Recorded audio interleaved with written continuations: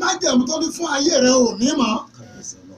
Ó fẹ́ kẹ́mi àti ẹ̀yin jẹ́ orí ṣùgbọ́n láì súnmọ́ báwo la ṣe fẹ́ mọ̀ ọ́? Ìgbà tí a bá súnmọ́ gbàyẹn náà la máa mọ̀ ọ́.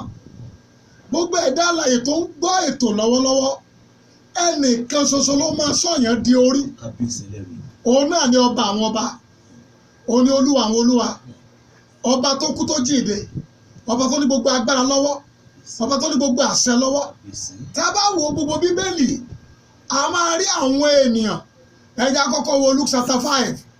Ọkùnrin kan wà bẹ̀tẹ̀ pè ní Pétérù fún gbogbo òru, gbogbo ọdún, gbogbo wákàtí ló fi ṣe làálàá, kò rí nǹkan mú, kò jẹ́ orí ní jẹ́bẹ̀, àìrí nǹkan mú ẹ̀ kò jẹ́ orí ni.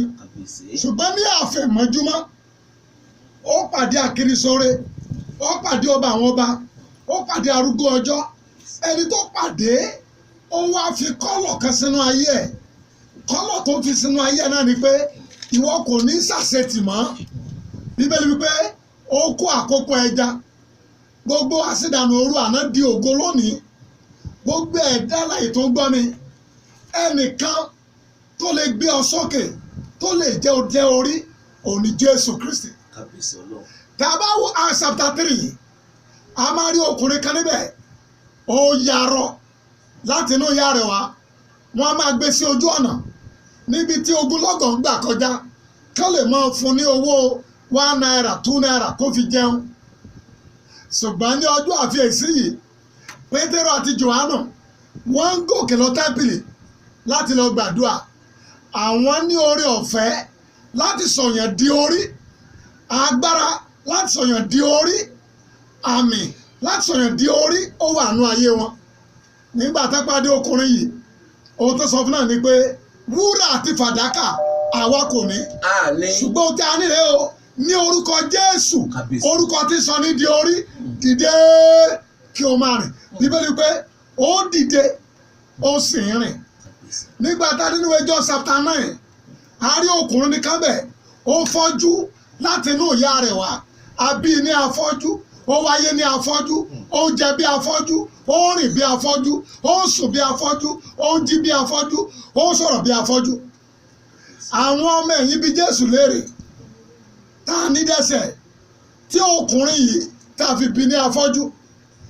Jésù wá sọ fún ọ pé no, bàbá ẹ̀ ò dẹ́ṣẹ̀, ìyá ẹ̀ ò dẹ́ṣẹ̀, òun náà ò dẹ́ṣẹ̀, ṣùgbọ́n a bí ní afọ́jú kí a lè fi ògo Ọlọ́run hàn nínú ayé ẹ̀.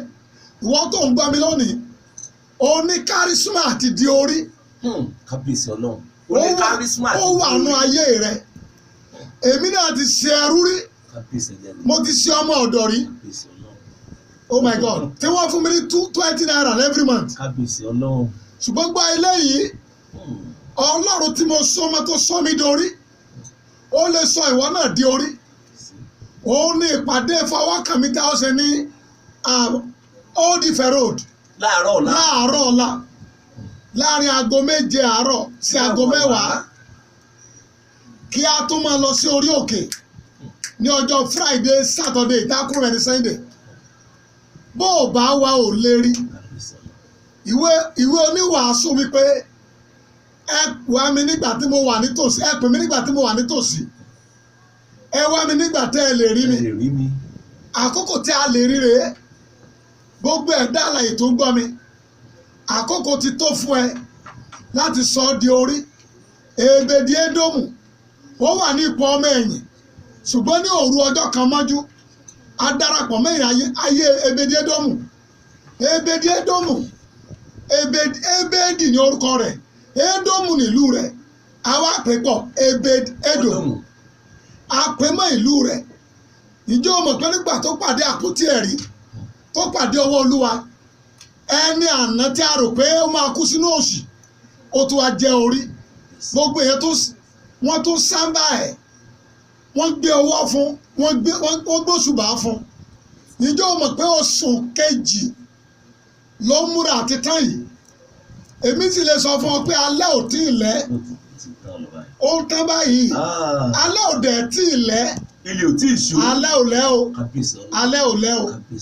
Ìwé Sáà ó ní bí ẹkún pẹ́ di alẹ́ kan, ayọ̀ ń bọ̀ lówùrọ̀.